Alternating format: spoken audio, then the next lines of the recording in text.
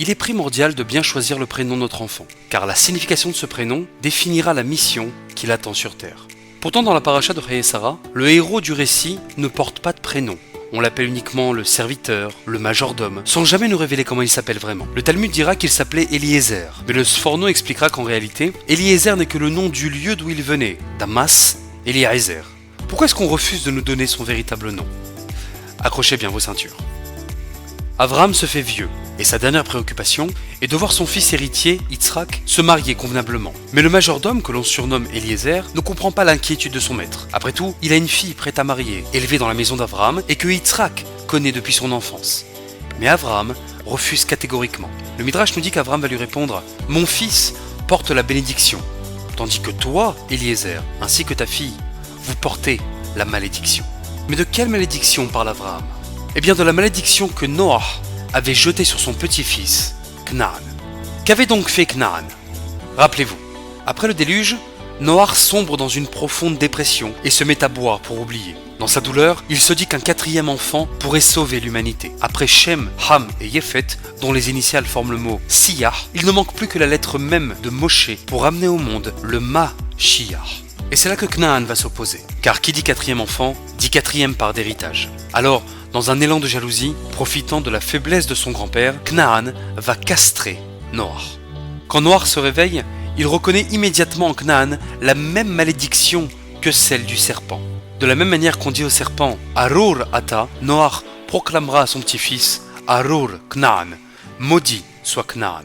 Le Nahash, souverain tout-puissant de son époque, ne manquait pourtant de rien, mais il ne supportait pas que Hava lui soit interdite. Il désire toujours ce qui ne lui appartient pas. C'est ce même regard envieux, ce même désir destructeur que porte Canaan, le même mauvais œil que Ephron le Hittéen. Alors, fou de jalousie, Canaan commet le premier génocide de l'histoire. Il va exterminer toute la famille de Shem, son oncle, prendre son territoire et le rebaptiser Terre de Canaan.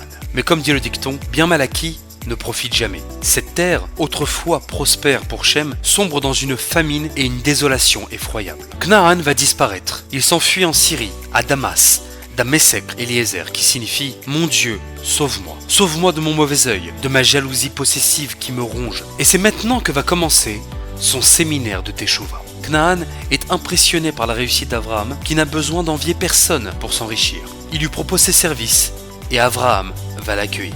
Il recommence tout en bas, homme de ménage, commis aux poubelles, il réapprend l'humilité, le travail dur mais honnête, sans regarder dans l'assiette de l'autre. Petit à petit, il gravit les échelons, on lui confie des responsabilités, et il finit même par entrer au Beth Midrash.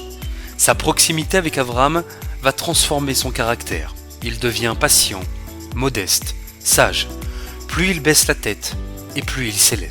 Lorsque la guerre des monarchies mésopotamiennes éclate, Abraham part pour combattre. Canaan, désormais appelé Eliezer, va suivre Abraham sans savoir s'il reviendra un jour vivant de cette guerre. C'est son premier acte de dévouement véritable. Pour la première fois de sa vie, il risque sa vie pour sauver autrui.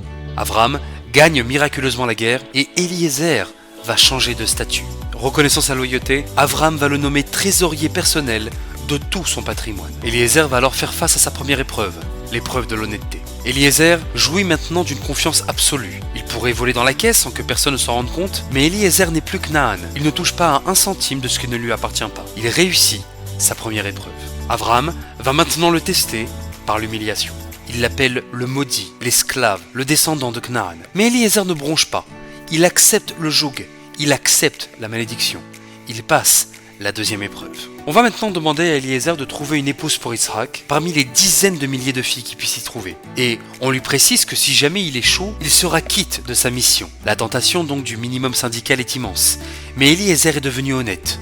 Il cherche comme s'il s'agissait de son propre fils. Il observe, il analyse, il prie, il s'investit jusqu'à ce qu'il rencontre Rivka. C'est alors qu'il va être confronté à la dernière épreuve, la plus dure de toutes. La Torah nous dit que Rivka était d'une beauté extraordinaire, majestueuse comme Sarah, rayonnante comme Chava. Eliezer a un flash. Cette jeune fille est la réincarnation parfaite de celle qu'il avait autrefois volée à son ami il y a des siècles. Et les rôles vont maintenant s'inverser. Chava, la rose parmi les ronces, est enfermée dans le donjon entourée de deux dragons, Lavan et Bethuel. Eliezer doit maintenant risquer sa vie pour sauver la demoiselle qu'il ne pourra jamais épouser. Le serpent doit devenir le pro-chevalier. L'anti-héros doit devenir le sauveur. Il doit maintenant se mettre en danger pour libérer la femme qu'il a lui-même emprisonnée, pour la rendre à Adam, pour la rendre à Yitzhak. Le Midrash nous raconte qu'Eliezer échappe de justesse à la mort au poison que Bethuel lui avait réservé dans son plat, poison que Bethuel lui-même finira par avaler. Après avoir réussi à s'enfuir du château, Eliezer et Rivka restent seuls jusqu'au retour. Et là, la tentation revient, reprendre la femme de son ami. L'envie est terrible, presque insurmontable. Mais il se souvient de son grand-père Noah, qu'il avait castré, l'empêchant d'avoir un autre enfant. Alors, dans un geste de réparation ultime, pour compléter son tikkun, Eliezer va se castrer lui-même, pour ne pas tomber une nouvelle fois sous la beauté de Hava, représentée maintenant par celle de Rivka. Voilà pour cette histoire extraordinaire. Voilà pourquoi son nom disparaît. Il ne porte plus le nom de Canaan, ni même celui d'Eliezer. Il a réussi sa remise en question. Il a retrouvé le chemin de la liberté. Il a vaincu la malédiction. Comme Lavan lui-même lui dira, « Bo, Baruch Hashem, viens, toi qui es béni de l'Éternel. »